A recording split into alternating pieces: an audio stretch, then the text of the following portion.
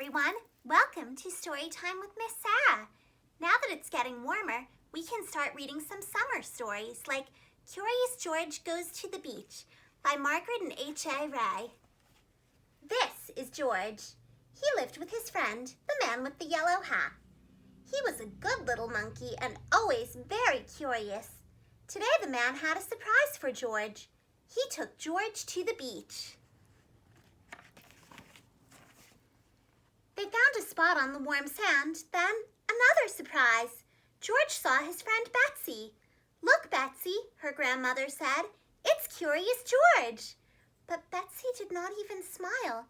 She had never been in the ocean before. She was scared. "I know you're a good swimmer," the man told her. "You'll be fine once you get in the water." Feeling better, Betsy walked toward the shore with her grandmother. George helped spread the beach blanket and set aside their lunch. He was looking forward to a picnic, but it was not yet time to eat. It was time to play. In no time, George was having fun. He learned a new game, he dug in the sand, and he made a new friend. Monkeys are good at making friends. When he took a break, George watched the lifeguard. The lifeguard sat in a special chair. Sometimes he blew a whistle. And sometimes he looked through binoculars. It looked like fun to be a lifeguard. George was curious. Could he be a lifeguard? Before long, the lifeguard took a break. Here was George's chance. Watching the crowd from up in the special chair, George felt just like a lifeguard. He looked through the binoculars. There was a lot to see at the beach.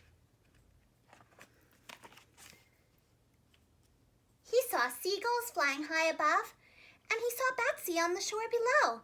She still had not been in the water. Then the lifeguard saw George. "Hey!" he yelled. "That's no place for a monkey!"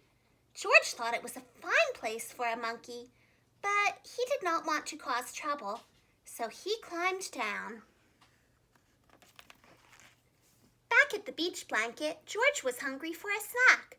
No one would miss just one cracker, thought George. He took one out and put it on a napkin. It looked good. Now, if only he had some cheese. Uh-oh, what happened to his cracker? Well, he would just have to get a new one. George found another cracker, then turned back around. But now his cheese was gone. Who could be taking his snack? George was curious. He put down his cracker and waited. Now George saw who was taking his treats. It was a seagull, and he was still hungry. George took out another cracker, and the bird took it right out of his hand. What fun to feed a seagull! George saw more seagulls down by the water. Betsy was there, too. George was curious. Could those seagulls be hungry? Indeed, they were hungry. Soon a whole flock had gathered. George could not feed them fast enough. Luckily, Betsy was glad to help. Out of the basket came more crackers, cookies, a cake, and even the bread for sandwiches. Still the birds were hungry. But when George reached for more snacks, the basket was gone. He and Betsy were having so much fun they didn't notice the tide coming in.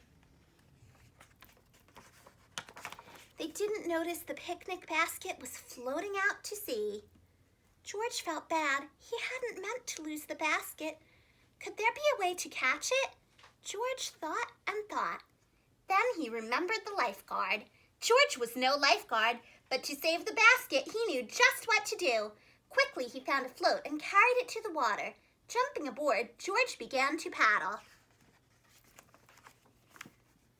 He paddled out a little farther, and a little farther, and a little farther, until finally he reached the basket. Betsy cheered. Then as George paddled back to the beach, Betsy swam out to meet him. Everyone was glad to see George safe on the shore. The lifeguard, who had seen everything from his chair, said, "That was some rescue!" George felt proud. The man with the yellow hat picked up the basket. He was curious. "George, is this our basket?" he asked.